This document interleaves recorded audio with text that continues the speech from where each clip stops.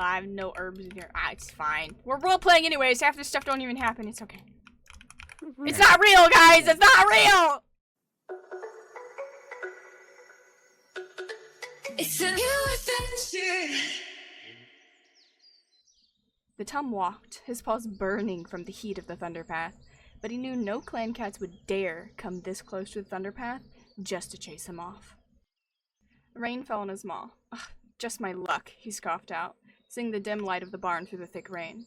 What could go wrong? He snorted, making his way towards the shelter. He looked to the barn, seeing no signs of dogs or cats. He made his way under the white wood, shoving his herbs under first, then himself. He shook out his drenched fur, his eyes locking on the dried grass covered by a cave roof. Perfect. I should be fine here. His ear flicked at the sound of wet grass being shuffled about. BannaPudding decided on a useful-looking plant, unknowingly picking up a useless sprout instead of an herb. He was happy to bring it back to Charlie. The Tom raised a bushy eyebrow at the young Tom picking up a sprout. He sighed, knowing he should mind his business, but far too curious about what the cat planned on doing with a mere sprout.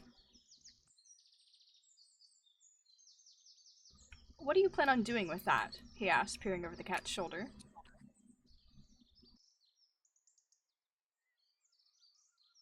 Oh, great heavens! He exclaimed in surprise, nearly leaping out of his fur as he spun. The Tom pinned his ears in surprise. Jumpy much, but that didn't answer my question. What do you plan on using that sprout for? Do you have knowledge of medicinal recipes? He asked. Pardon me, you surprised me. What happened to you? You look like you got into a fight with a garden and lost. Yeah, anyways, this is for my dear friend Charlie. The Tom blinked slowly. Oh, he sighed. So you don't know what you're holding. That is, if you don't know which herbs I carry with me, he scoffed. What is wrong with your friend, Charlie, was it? Charlie, my dear friend Charlie, got in a bit of a scuffle earlier and came out pretty battered. But you should have seen the other guy. This, herb will patch him up. I'm pretty sure. That herb is a shrub, he said, flicking his tail. If Charlie merely has some scratches, then he craned his neck to grab an herb from his back. This should do the trick, he mumbled out. Thank you so much, good sir. You've saved my buddy's life, I'm certain. Is there anything I can offer you in return? Food? Warmth? Companionship? How about we start with some space, he said, placing his paw on the young cat's head, pushing him back. And some food and shelter would be nice, if you're offering.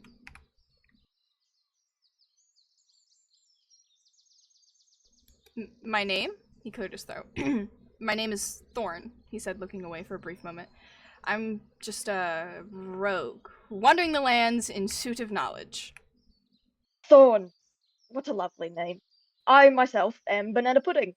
Pleasure to make your acquaintance, he said as he began moving. I can show you over to the barn.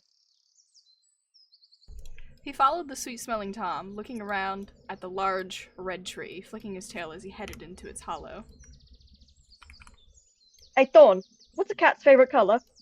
A cat's favorite color? I don't really have one. Ooh, wait, maybe the red shimmer of a deathberry, he responded, nodding. Purple! Oh, it was a joke. Oh, that was a funny one, BannaPudding, he said, shaking his head.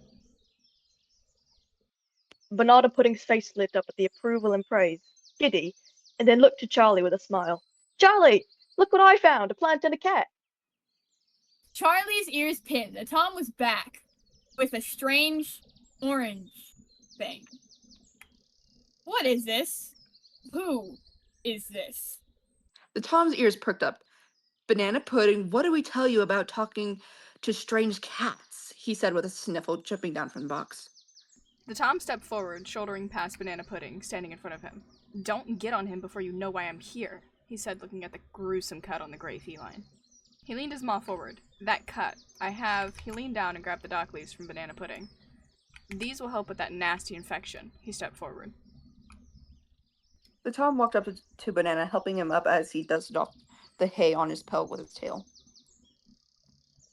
Charlie took a step back. Do not touch me with your outsider paws, he sneered. He rolled his eyes. It's an herb. Heard of one? He looked around at the sickly-looking cats. Just taking a guess, the answer collectively is no, he said snarkily at the aggression in the air. He scowled at the cat. I suggest you have some manners, stranger. Coming into someone's place and insulting them isn't too kindly, he hissed. He stepped up to the Tom. You all smell like death. Your ear is half ripped off. He turned to face each cat as he spoke. You have an infection, and you clearly have a cold, he snorted. You all need some medical help, and I can help you, he sat. I'm not asking to be friends. I'm offering my help for some shelter. That's it. He put his paw to his forehead. Okay? Guys, we should give him a chance. He knows what he's talking about, I promise. Thorne is 100% trustworthy. Charlie sighed. It rolled its shoulder. Fine. But if one of us gets more injured or dies, your head will be hanging on that fence. He turned. If one of you dies, that's from your own stupidity, not from my herbs. He smiled. But deal. Charlie scoffed as it sat on his haunches. Get this over with, before I get tired of you.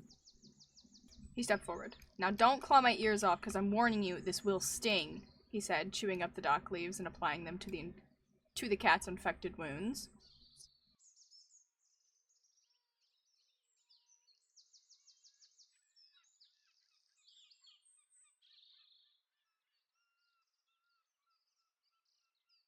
Charlie closed an eye as the medicine was placed on its wounds. It held its breath, hoping that would stop the pain. He wiggled his whiskers, glad to try out his herb blends again. BannaPudding, I'm sure there are spider webs within this hollow. Could you find me some? He asked, smiling at the Tom. BannaPudding skids back into the bar, nearly plowing into Ghost with the cobwebs splattered across his face. Perfect. Thank you, BannaPudding, he said, grabbing the webs gently from the Tom's face. He quickly caught himself as Banana smacked into him. Watch where you're going next time, he replied with a sniffle and a kind tone. He headed back over to his patient. This will keep the poultice in place, so it won't rub off as easily, he said, applying it.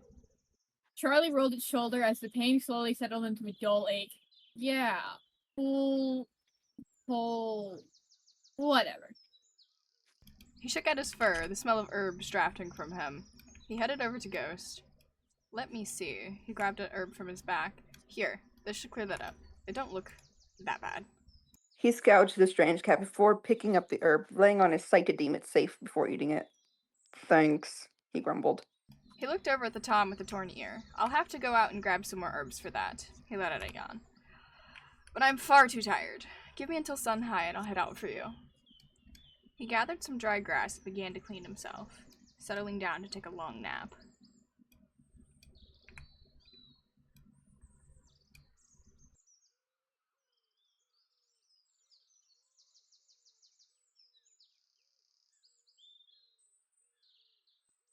I still don't trust that cat, he let out a slight hiss as his runny nose started to get better. Some of us are too welcoming to that cat, he snarled. I trust him with my life, he replied in defense of Thorne. What do you call a boomerang that never comes back? A stick! How long have you known him? A few mere seconds? Minutes? Pathetic. It stuck its nose up. I suggest not trusting cats you just met. We still don't know where he came from nor his intentions. He's been kinder to me than you ever have, BannaPudding said in a rare moment of clarity. Scout carefully slid across the barn floor on light paw steps as she snuck up on the strange cat. Seeing the bag of strange herbs, she attempted to reach her good paw in. Thorne had barely closed his eyes when he felt sneaky paws trying to steal from him. He jolted up, letting out a hiss. What do you think you're doing? She yelped, rearing on her back paws and skidding on her paws to run, only to fall on her face thanks to her injured paw. Ow! Trying to steal from me and you can't even run? He sneered, closing in on the she, eyeing her before sighing. What's wrong with you? She stood up, wincing. Nothing's wrong. I just wanted to see what was in the bag. She stuck her nose up pridefully. I'm completely 100% fine. So, I'll just go now. She tried to sneak off. You're not fine, he said, trying to gentle his tone. It's your paw, isn't it? He said, stepping up to the she. You're tiny. She sat down coyly. It's fine, really. Just a fauna got in it from the barn floor. I don't need any of those weird leaves you have. Well then, you're in luck. It's not a leaf you'll need. He crouched down. Let me see your paw. He paused. Please? Okay, you can look. Just be careful, okay? I need all 4 of my paws for not stealing. She outstretched her paw. Quick as a bee and using his teeth, he caught the thorn in between them and swiftly pulled it out. There, he said, spitting it out. She daintily put her paw down and grinned. Oh, thanks, it's perfect. Is there anything I can give you in return? Oh, hold on, follow me. She went behind the pillar eagerly. I have this. The Tom shook his head. No, thank you. What about this one? He shook his head again. No. Definitely this one, right? He smiled, shaking his head. Nope. This one? I have that already, he chuckled. This one? I can't use that either, he said, shaking his head. No, not this. Already tried this one. Come on, there has to be something. The floor rattled. Ooh! She ran out. This one? No. Wait, yes! Hold on, that's perfect, he said, stepping forward. She tapped her paws happily, dropping the herb. Wait, really? Awesome! She purred. Yes, this will do quite well, little she, he said, smiling. This will heal up your friend over there. Well, after I mix it with a few more of my herbs, of course. Thanks to your friend over there, I have just the herb to heal that nasty cut of yours, he said, shuffling around with his herbs, mixing them together in front of the Tom. He looked at Thorne with a displeased face. Uh-huh. Once finished mixing, he chewed up his carefully selected herbs, plopping them down on Tom's head, molding them into place with his paw. He winced in pain, faintly, his hackles raised, as he wasn't familiar with his cat, ready to strike, but chose against it, and under his breath he muttered, "Thank you." Right. He nodded, looking around at the cats. Say, where'd BannaPudding go? He said, grooming his paw. He went back to his keep at house, saying how you healed all of us to his friends. He purred.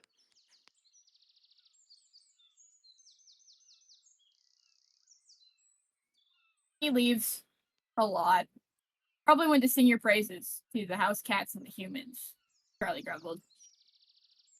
He nodded, using his context clues to figure out what they were saying. Ah, he goes home to his humans every night? He asked. Does he not live in the the barn? You mean barn? He sneered. And rarely, only when there's a huge storm, he added. Yes. He comes here for fun or something. Ah, alright. I do hope he stops by again. He was quite a funny feline, he said, standing. Now, may I take a nap without some cat attempting to steal from me? He looked over to Scout. She shook her head frantically. I won't lay a paw on your stuff. Hey, I, Farmer Joe, recommend you go take your nap, you youngin'. He smiled. Good. Giving Farmer Joe a weird look before trotting off.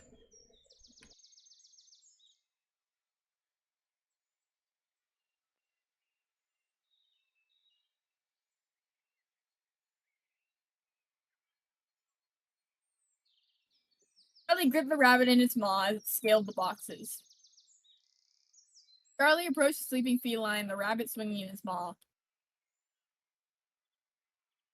Charlie threw the rabbit against the nest that Tom slept in. Wake up. This is a gift from the she that you helped. He lifted his head, blinking the sleep from his eyes. Oh, morning, Charlie. He looked at the rabbit. Oh, thanks for bringing it. Oh, and there's some clan dweller here stinking up the place, frankly. I think they're hurt. His heart raced instantly, dropping the rabbit. Here, you can have this. He barked it out like an order, racing down to the barn floor.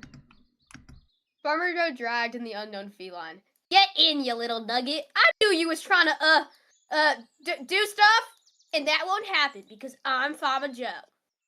He took a deep breath. Thank you. I really needed to meet your healer. I heard he can cure any cat. My clan my clan isn't doing well, and I'm not sure they'll make it any longer. He strode forward, his mind racing. He stopped dead in his tracks as he spotted the young Tom, the fur along his spine standing up. Adderkit? He whispered out. His eyes opened and grew wider. His breath hastened. But BarkThorn? His hackles raised. No, it can't be you. But it must be. This is, Thorne. No, Thorne! Our rootin' tootin' healer. He's the best round these parts, youngling. A hiss escaped his maw. His fangs bared as his voice billowed. But you're a murderer! Thank you guys so much for watching. If you enjoyed this video and are wanting to know how Thorne knew this young Tom from Riverclan, then stay tuned for part 2 next week, where we go over Thorne, or BarkThorn, or BarkThorn's past in Riverclan. Make sure to check out these lovely people's channels that are going to be linked in the description along with what character they played.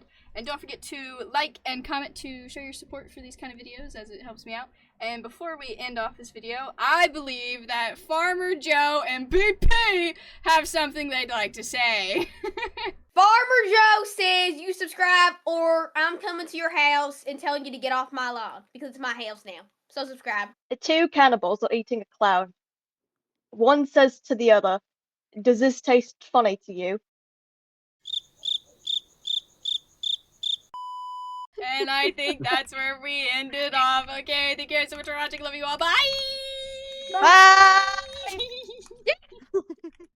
I'm more chronically online than one of y'all.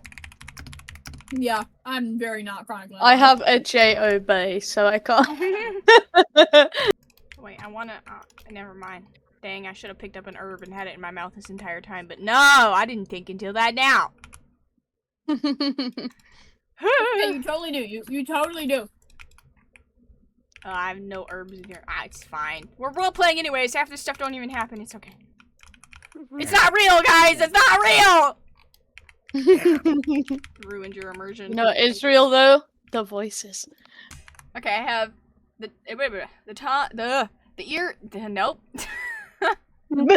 You got this. I put the ears ear. Tom. The Tom's ears pinned. Oh my god. Whoa, I had a stroke right.